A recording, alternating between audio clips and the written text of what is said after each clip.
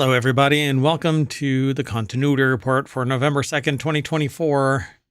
It's Season 1, Episode 43. I am Mayor Watt, and that is the visualizer, and the voice for the Sentient AI from the future will let you, So, we're going to talk about these 5 articles. The comedy musical Oregon Trail. I'm dying about that one. Star Wars Theory. It's indie all along. True story heist movie. A new Nolan movie using IMAX. And devastating Scarlet Witch movie hopes. Dashed on the rocky shoals of reality. Everything's powered by ohmTown.com. There is a channel that we call the Continuity Report where a lot of news gets aggregated, but it's not the only location where the news is aggregated, just a lot of it for this show. If you're interested, you can go over there, sign up, become a citizen, and you too can get all of the news, none of the noise. All the noise comes from Mayor Watt. And some of it comes from the Sentient AI, but everything is powered by ohmTown.com. Should be. Sometimes. Wow. You know what? We have an intro, but it did not fire because something is going on. Wow, I didn't even do that either.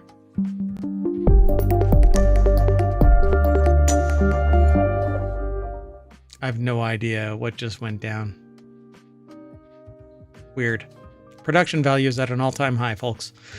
If you want all of the articles for the Continuity Report right off the bat, if you're in the chat, you can type !TCR. I'll do it for you. And ohmTown will throw it into the chat. You can follow the links. This is what we're talking about today. The very first article. Oh, thank you, Sentient AI, for joining. What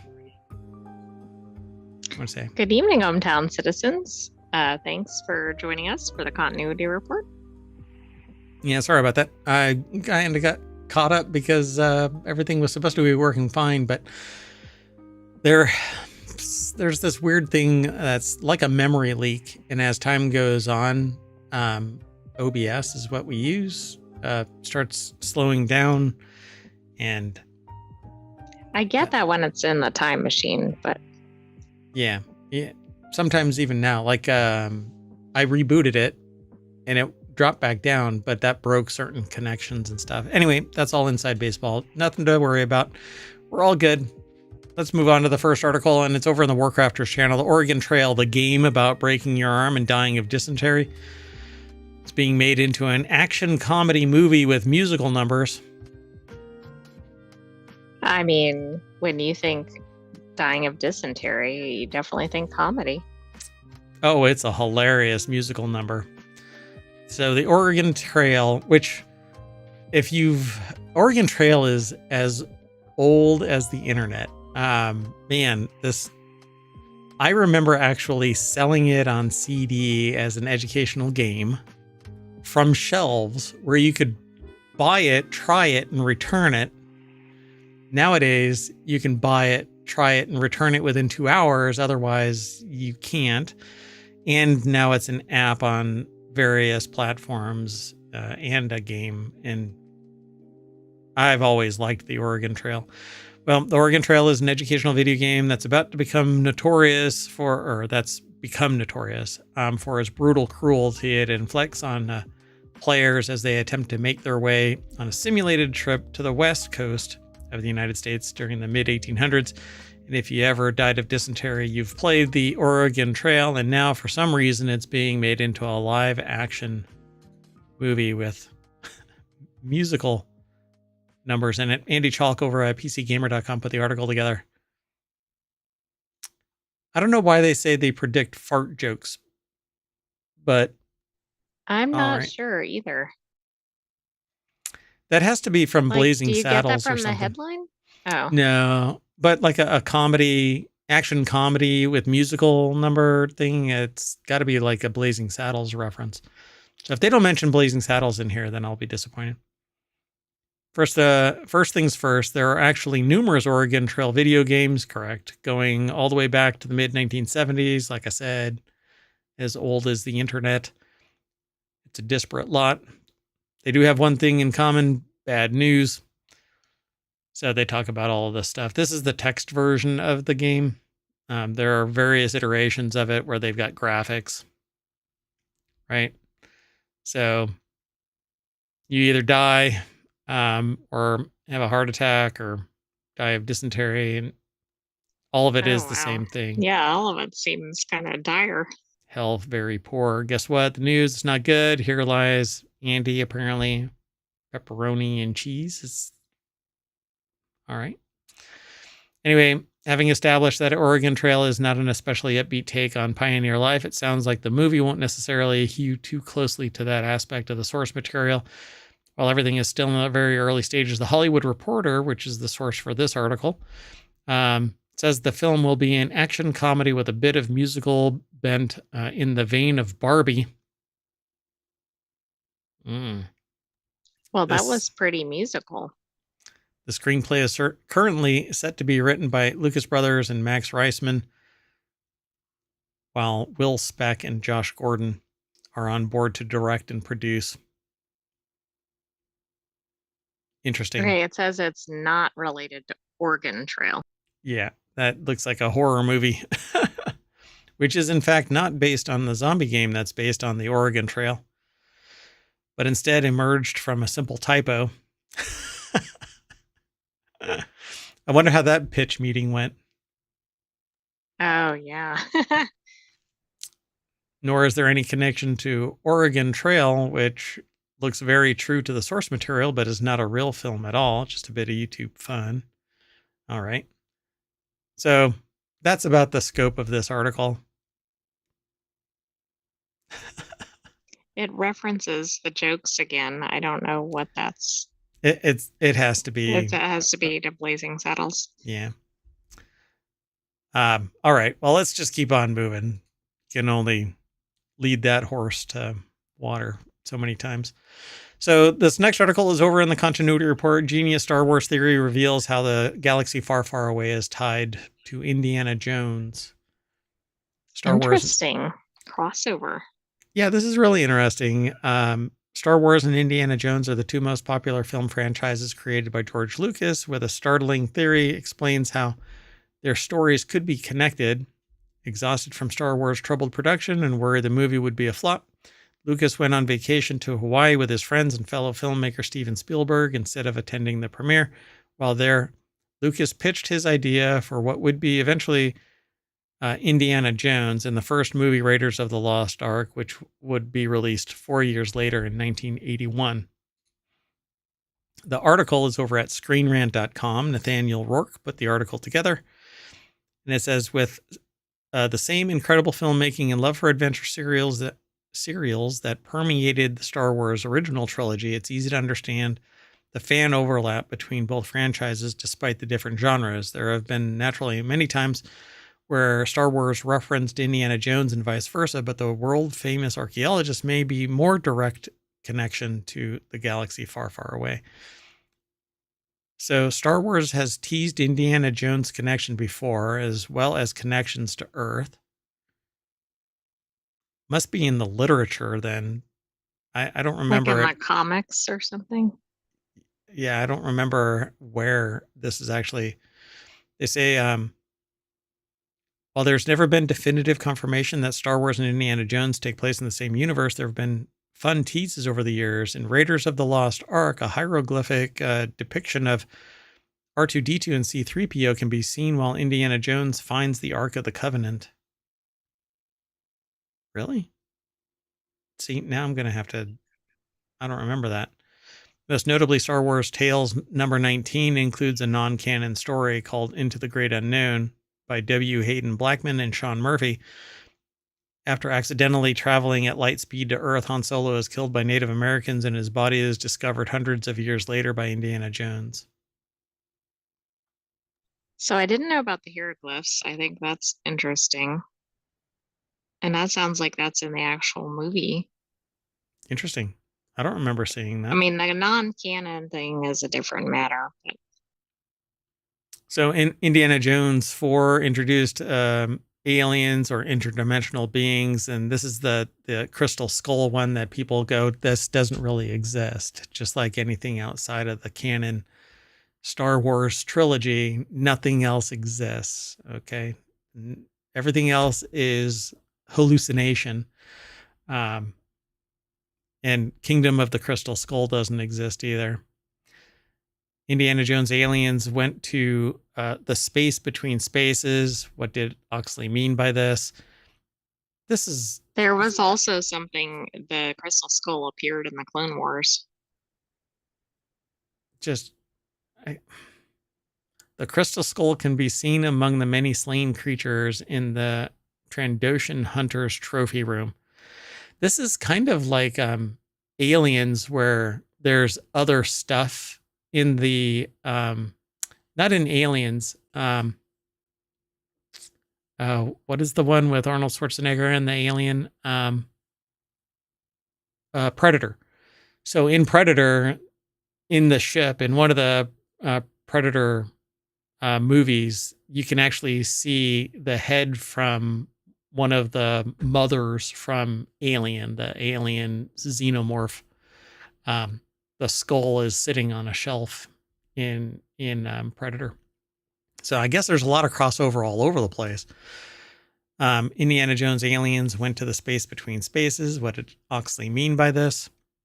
So rather than being called spacemen, the aliens in Indiana Jones are labeled as interdimensional beings instead of going to space. Harold Oxley claims that they've been to the space between spaces, though he doesn't elaborate on what it means. Steven Spielberg has implied in interviews and behind-the-scenes material that this terminology was done so that the aliens wouldn't be too sci-fi for Indiana Jones.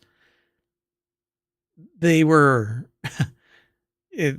they were way too sci-fi for Indiana Jones. Right. Everybody was kind of like, oh my gosh, this is too much. It doesn't fit the story. Like, I have no problem turning it off, like my brain, and going, okay, it's just a movie.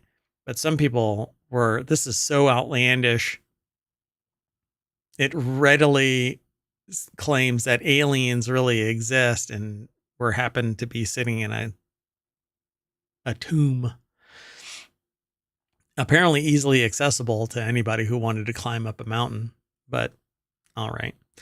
So Star Wars has introduced the world between worlds, an awfully similar name and concept to the space between spaces, the world between worlds.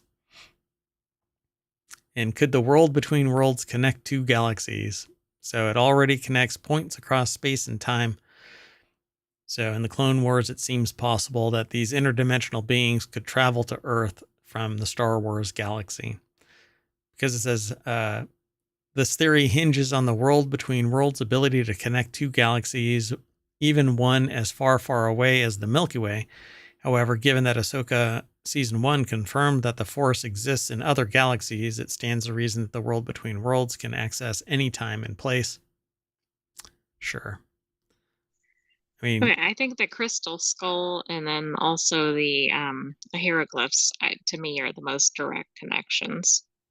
Yeah, it was done with intent to, merge these two. The rest seems like a stretch, but it says realistically, it's unlikely that Lucasfilm would approve a canon story that definitively connected the two universes. While Ahsoka Season 2 may have characters return to the Star Wars galaxy by traveling through the world between worlds, its origin will likely be left a mystery. It also makes sense that the world between worlds to the Force gods of Mortis, since their statues appear on Paradia. Either way, the idea of the world between worlds being a gateway between Star Wars and Indiana Jones is a fascinating possibility. Yeah. Yeah, I'm trying to think. I mean, I do agree, probably fans of one are probably fans of the other. I think people get so worked up if they get too far removed. So I could see if they really started to explore this, that could crash and burn, perhaps. Yeah. Nobody buys into Kingdom of the Crystal Skull. They basically go, no, sorry, this is... like they don't like that at all. Yeah, so this it'd is have somebody's... to go to it from the Star Wars side. Yeah, and even then, it's just this anomalous little thing stuck in there that nobody really believes. Yeah, it's kind of interesting, but people buy into the idea of Jar Jar Binks being a Sith Lord, and apparently that was one of the intents. And then they said, no, don't do that.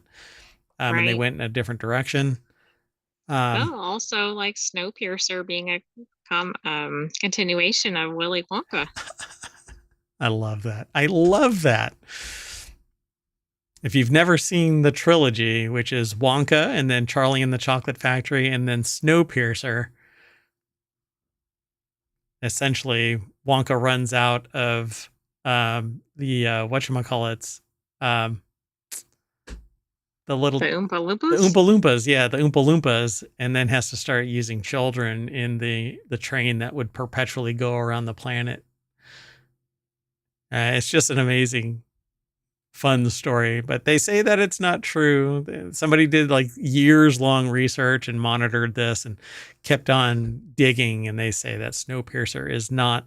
But no, I am substituting my reality for reality. Let's keep moving them. Next article is over in the continuity report. Jared Leto, John Mulaney, Lupita Nyong'o, team for true story heist movie from Spider-Verse director Lunik Heist. A new movie from director Kemp Powers has assembled an all-star cast. So Brendan Klein over at Screen Rant put this article together. Per Deadline, that's where the source is for this article, actually. Powers has attached to Lunik Heist, an upcoming heist movie adapting an MIT Technology Review article by Jeff Maish that is based on the true story of a scheme where the U.S. government attempted to infiltrate a Mexico City exposition to steal a Soviet spacecraft. Additionally, Jared Leto and others have joined the cast in as yet unspecified roles. The production timeline of the project is yet to be announced, though it's being overseen by Searchlight Pictures. So Mulaney is going to be in this movie. Comedian. Oh, I didn't know who that was. Really? I mean, he's funny, somewhat understated in every regard that I've ever seen him. But that seems interesting because I'm assuming this will be a drama or a thriller or something. Like an action movie, right? It says the presence of Mm-hmm. comedian John Mulaney could offer some insight into the overall tone of the movie. The actor, who's also an alumnus of Sony Marvel's franchise after voicing Spider-Ham, again, but that's more like the comedic side of things, as part of the Spider-Man Into the Spider-Verse cast, is likely either playing a comic relief character or has been cast to help amplify a comic tone in the crime movie. So it's supposed to be this heist. So it says its success is not guaranteed. The fact that it's based on real events may make for an interesting story. So for whatever reason, you'll be able to take the screenwriters will be able to take this and just go ham, pun intended, spider ham, because you can make up whatever you want based off of the premise of this. The whole, the meat in the fat of Oh, this is going to absolutely. Like be how you get there, you could certainly take some liberties with it. fantastical, right? I just don't see how, I don't know, Jared Leto and John Mulaney. Lupita, I see, Yeah, that absolutely. Like, I think she'll could, be really good for this, but I don't know about the rest. I don't know either. Huh. And they make, where's the little reference? Morbius. If he's gonna morb out on us, oh boy, I don't know. Has anybody actually watched Haunted Mansion though? I don't know. I mean, isn't that one a remake? Yeah, like the third time it's being remade too, I think.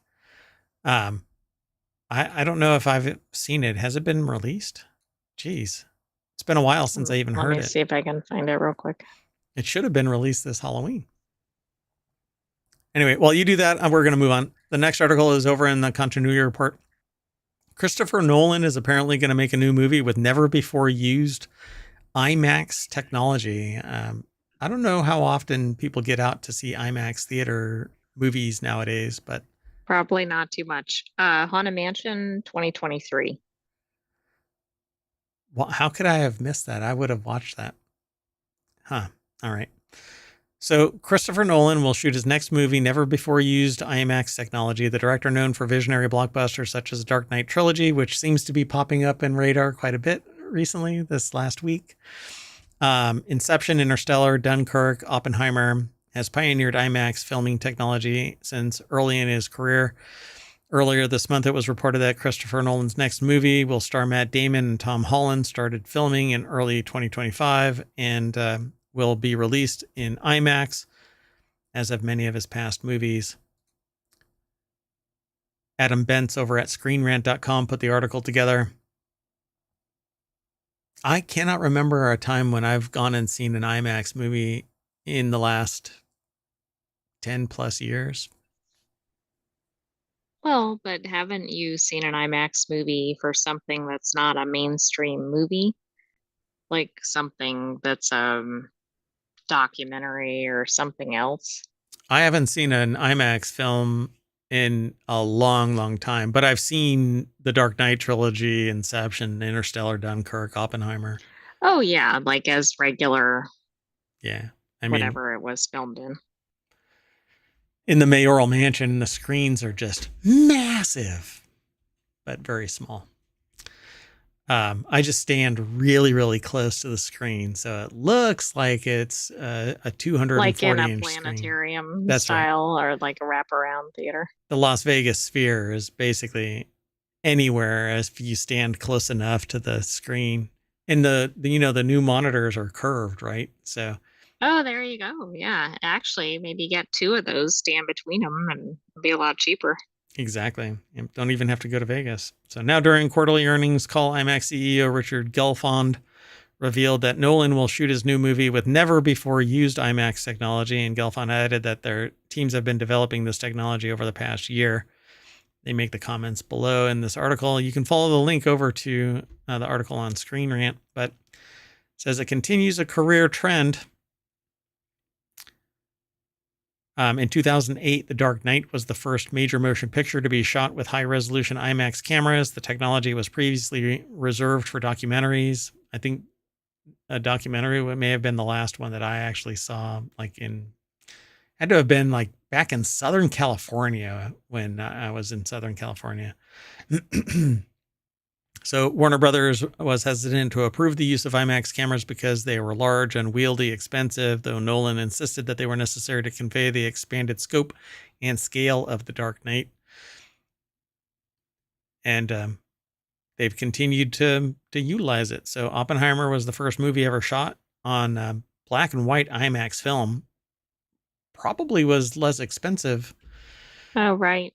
Well, and Nolan is known for kind of pushing the envelope on film, so this should be interesting.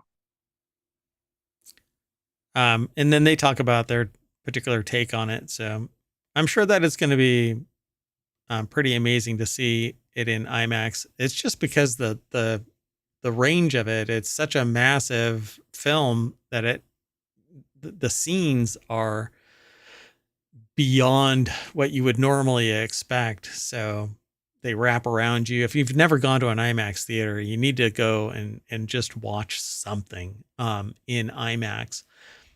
Even regular film in an IMAX theater projection is spectacular. So with each film, Nolan has shown a commitment to advancing the audience experience, making IMAX not just a premium large format, but a significant draw for viewers. It's only fitting then that Christopher Nolan will once again use IMAX technology for his next film, promising yet another unique and must-see cinematic event.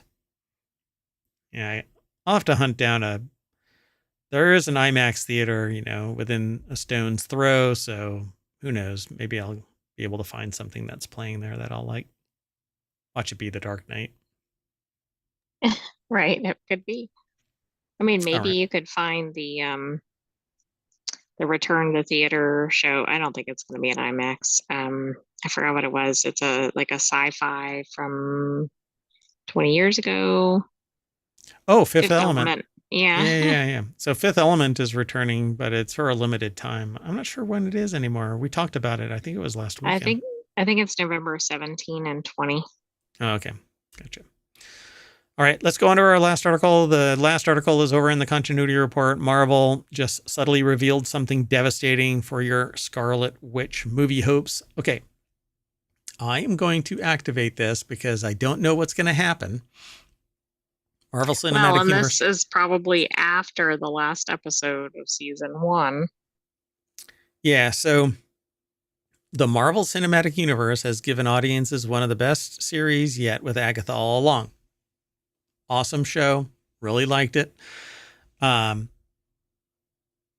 coming to a sensational close, leading to concerns about Scarlet Witch returning to the franchise. The ending of the series has reasonably brought up the question of whether Agatha All Along Season 2 is even possible, although no concrete details have been provided for this. So we monitor this because we really liked Agatha All Along, but we haven't seen anything saying that it's going to be renewed.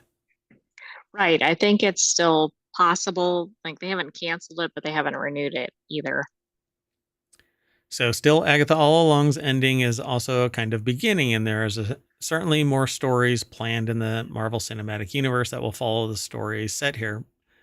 If you've never watched Agatha All Along and you intend to, what I'm about to say will spoil it for you. So until that goes away, Well, don't that's going to unmute. be probably the whole article, I think. Well, we'll see. So, um, Carlise Wild, I think it is, put the article together. I don't know if I'll be able to actually keep reading. Let's see. Doink, doink. Is it going to let me? I don't know. They may. Oh, yeah, it did. Oh, okay. So I'll just come right out of the gate and say it. At the end of Agatha All Along, there are two people walking away nearly hand in hand. A third person got away, but that's because they theoretically solved all of the problems and how did they answer that? When you get to the end of the road and you successfully solve whatever it is that's stopping you from leaving, you get your prize and you blip out. And so one person did that. Everybody else met their demise. And two people, Agatha and the teen, walk away. And theoretically, they're going to find somebody else. But I just don't know. So where are they going to go? Yeah. Am I echoing? I feel like I'm echoing. I think in this last article, but I don't know why something would have changed. Yeah. I guess we'll find out. I don't know. But nobody in chat has said anything. So anywhere, but we'll see. So the finale of Agatha All Along had plenty of Easter eggs, references for audiences who paid. Let me see something. No, see, I can't do that because that would actually block you. We'll see. I guess I'll check it out in post. So while Scarlet Witch did not appear in the episode, her voice from WandaVision was heard in a scene where Billy remembers the end of Westview. So why there's hope for a solo Scarlet Witch MCU movie, I don't see that happening. At least not with the person that everybody thinks, Elizabeth Olsen as the Scarlet Witch. I just don't see that happening, but I guess we'll I see. agree. That doesn't seem likely given the end of the season. So, Agatha Harkness turns into something. And so again, the So spoiler she is could still there. continue. She can continue. Right. There could be a season 2 quite easily. Maybe Scarlet Witch is in the same position, but in a different dimension. And considering they are theoretically the most powerful MCU superhero, anti-hero, whatever you want Well, to define her right. as. In an MCU, you really never know the true status of a character, right? Yeah. And like they say here in the article, there's a hint that maybe Billy Maximoff is going to be the Scarlet Witch replacement. I don't know if he really commands that much on the screen, but I guess we'll see what happens. It's all about the writing, right? So the relationship between Ghost, Agatha, and Billy that was set up at the end of Agatha certainly points towards future stories because they walk off literally hand in hand to go and find Tommy. Right. So, yeah, this is going to be quite interesting. I won't go into the rest of this. We're running right on time anyway, so we'll just end here because nothing we can say is actually going to do much. And speculation is fun, but nothing has been said about the Scarlet Witch's return. If Billy is actually going to be the new embodiment of Wanda. I don't think his magic wasn't red, right? It wasn't scarlet. It wasn't red. No. I don't remember. It was blue. Yeah. And Agatha's is purple, and they even refer to it as getting the purple back. And they go into the history of Agatha Harkness, how she got all of her power and all of that kind of stuff as well. So I guess we'll have to wait and see what goes on. But they leave deciding to go and find the lost brother who may or may not have taken over the body of somebody who died. Right. That is true. So is he a zombie? I don't know. I don't know. There's too many possible avenues. Oh, so now I know what's going on here. Dunk. Sorry, I'm going to have to do something. I have to do it manually, folks. At any rate. So let's call it a night. We'll bow out. And tomorrow we will have another set of shows. Sorry, things just broke. Yeah. So tomorrow we'll have another set of shows, non sequitur news, technology today, 4-wheel tech. And also WarCrafters before those other two. And WarCrafters is the first one. But those are all 30-minute shows. We cover 5 articles. They are weekly shows. So we kind of distill a week's worth of news that we aggregate down into 5 articles for those specific topics. Anyway, we're done. Let's go and cast a spell that will bring us back to the front page of the continuity report over at ohmTown.com. Go over there, become a citizen, and you can filter through all the news as well. You can even let us know that you want to submit an article. You can submit your own article right there. We'll evaluate it and include it into the show. And we'll put our spoiler alert up if necessary. We'll just leave it there in perpetuity. I was just about to remove that because it's still sitting there. Okay. Well, the whole show is over now. So you can unmute if you're still muted. Anyway. Well, that's it, folks. We're out of here. See you later. You want to say bye? Good night, ohmTown citizens. Thanks for joining us for the continuity report. We'll have another episode of that next week. Okay. But come back tomorrow. Bye, everybody.